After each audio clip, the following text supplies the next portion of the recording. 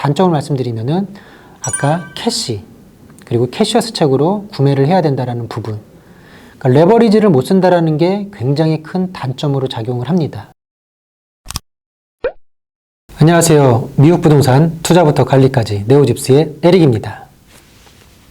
잘 지내시고 계셨나요?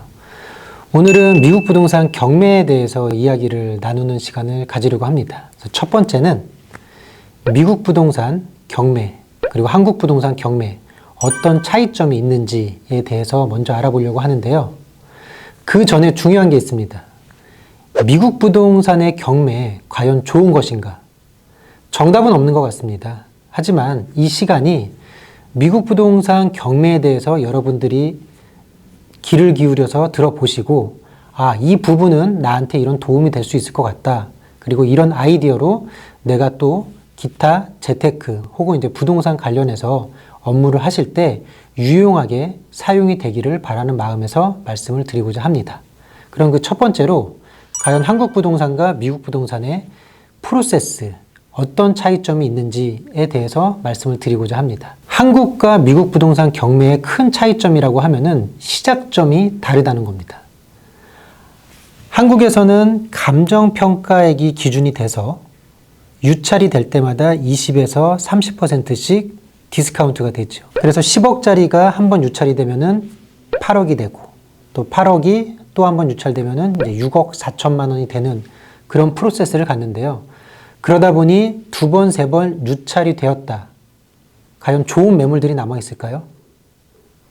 저희가 이제 고급지게 표현하다 보면은 이제 특수 물건들이 남아 있다라고 이야기를 하실 텐데요. 그만큼 권리 분석이 어렵거나 이슈가 있는 것들이 남아 있습니다. 반면에 미국 부동산은 시작점이 다르다는 게 대출 원금이 기준이 됩니다. 제가 30만 불의 대출이 있는데 3개월 동안 연속으로 이자를 갚지 못했다 라고 하면은 이 포클로저, 은행에서 담보권 행사를 위해서 옥션, 경매로 넘기게 됩니다. 그러면은 그동안 못 받았던 원금과 이자, 그리고 옥션이 진행될 동안 받지 못할 금액들을 계산을 하고요. 그리고 이제 클로징 비용이라고 하죠. 이제 부대 비용을 합쳐서 예를 들어서 그 금액이 총 32만 5천 불이다 라고 하면은 은행의 입장에서는 32만 5천 불만 받으면은 본인은 이제 손해볼 게 없잖아요. 그래서 시작점이 이 대출 원금을 기준으로 해서 32만 5천 불부터 시작을 하게 됩니다. 그래서 한국은 위에서 밑으로 내려간다 하면은 미국은 아래에서 위로 올라갑니다. 그러니까 좋은 매물들이 똑같이 시작을 하고, 그리고 한국에서는 법원 지원 가서 어떻게 입찰을 하시죠? 네, 아무도 모르게 이렇게 숨어서 가격을 적죠. 왜냐면은 최고가만 낙찰을 받을 수 있기 때문에 다른 분들이 어떤 금액을 써냈는지 모르기 때문에 높은 가격에 입찰을 하게 됩니다. 그런데 미국은 미술품 경매처럼 서로 보이는 자리에서 같이 비딩을 하게 됩니다. 그러다 보니 내 부동산에 대해서 입찰자가 이렇게 지금 들어와서 서로 금액이 이렇게 올라가고 있는구나 라는 것을 이제 눈으로 보실 수가 있고요. 물론 이제 온라인에서 진행을 하게 되면은 직접 눈으로 보는 것보다는 그 느낌도가 조금 떨어질 수는 있겠지만, 한국처럼 단 한 번만 입찰 금액을 써서 끝내는 게 아니라 미국에서는 계속 입찰을 하면서 가격이 변동될 수 있다는 게 큰 차이점이 있습니다. 그렇다면 미국 부동산 경매의 프로세스는 어떻게 될까? 많이 궁금해 하실 거예요. 미국 부동산 경매 전문가분들 굉장히 많이 있습니다. 그런데 일반인 분들이 이 전문가분들을 만나기에는 쉽진 않으실 거예요.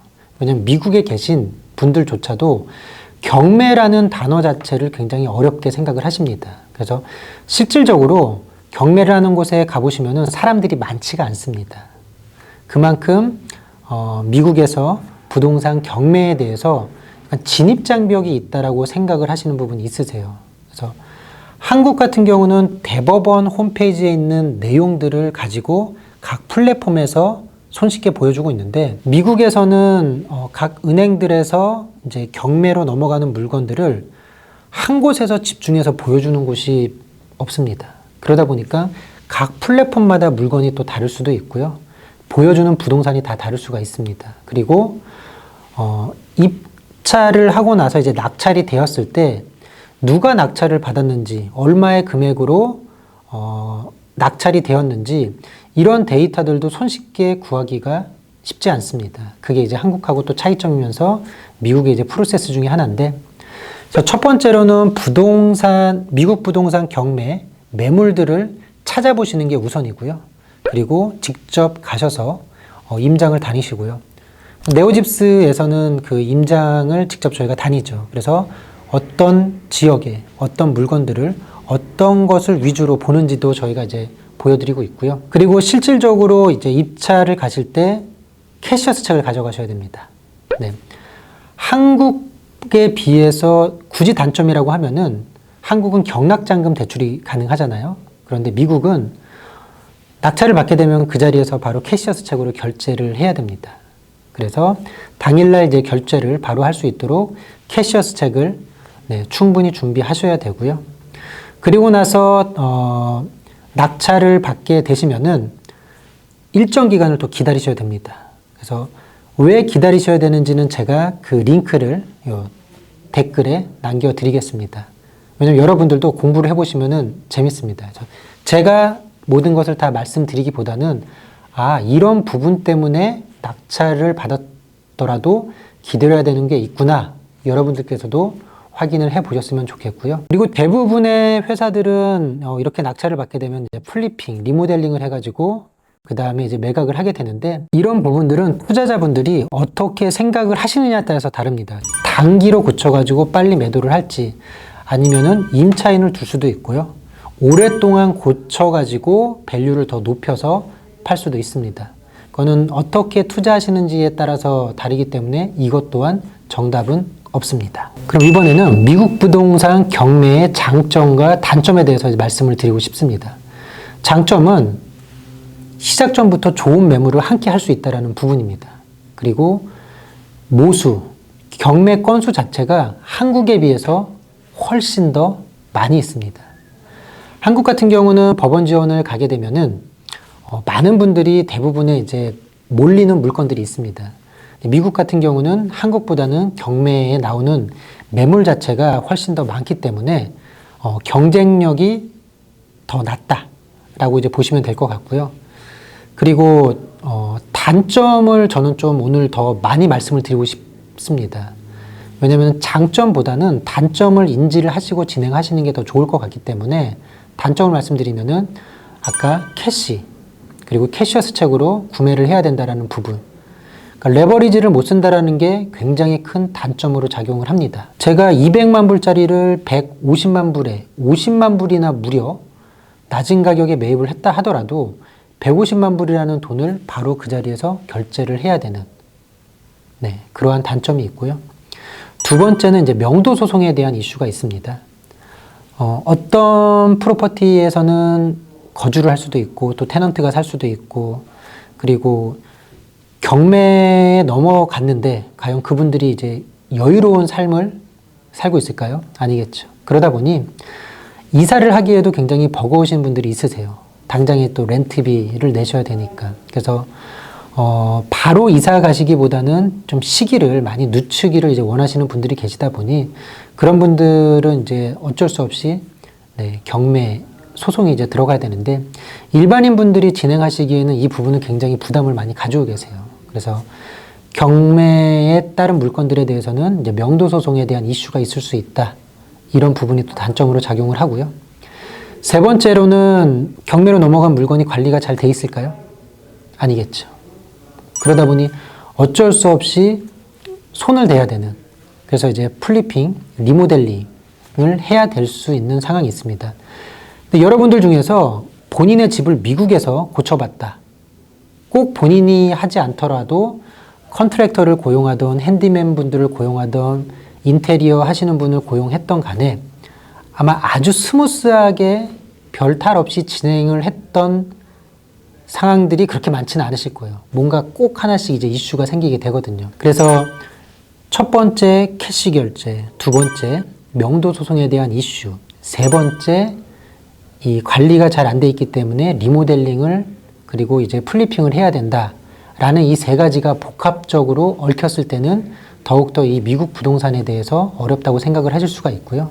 그리고 무엇보다 미국 부동산 경매에 대한 데이터를 전체적으로 한 곳에서 이제 모아주는 곳이 없다 보니까 본인이 알아서 찾으셔야 된다. 그 지역별로 또 괜찮은 플랫폼들이 있거든요. 그래서 그런 곳들은 본인이 이제 찾으셔야 되다 보니까 그런 수고가 들어가고, 그리고 그 플랫폼에서 과연 제공해 주는 게 정말 내가 찾고자 하는 곳이랑 일치가 되는지, 그 부분도 어려움으로 작용을 할 수가 있습니다.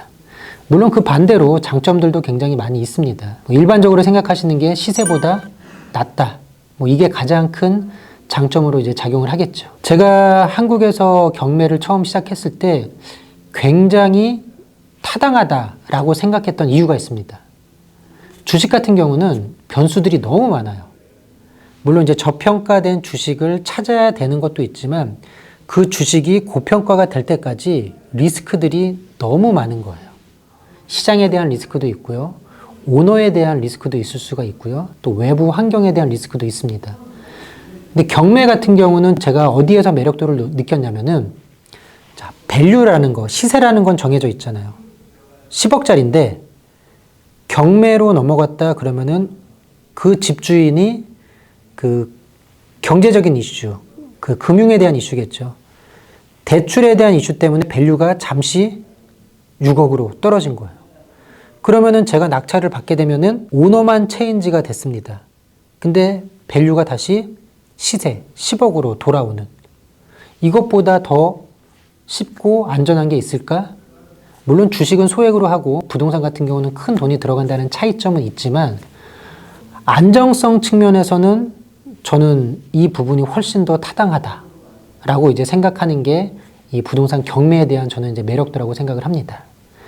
미국 부동산 경매가 굉장히 어렵다고 생각을 하실 수도 있겠지만 저도 열심히 지금 공부를 하고 있습니다. 여러분들도 어렵다는 생각은 우선 버리시고 한번 배워보자, 한번 공부해보자 라는 생각을 하시게 되면은 아마 조금 더 수월하게 쉽게 접근을 하실 수 있을 것 같습니다. 네오집스에서는 여러분들이 하나하나 찾는 그 번거로움을 덜어드리기 위해서 좋은 매물들만 모아서 직접 보여드리고 있으니까 한번 네오집스 플랫폼에서 오늘 경매 어떤 물건들이 있는지 한번 살펴보시죠. 오늘은 미국 부동산 경매에 대해서 한번 이야기를 나눠봤고요. 이 시간이 여러분들의 부동산 지식을 한 단계 더 업그레이드 시킬 수 있는 그런 시간이 되었으면 좋겠습니다. 저는 이상으로 마치고 다음에 또 다른 컨텐츠로 인사드리겠습니다. 지금까지 네오집스의 에릭이었습니다. 감사합니다.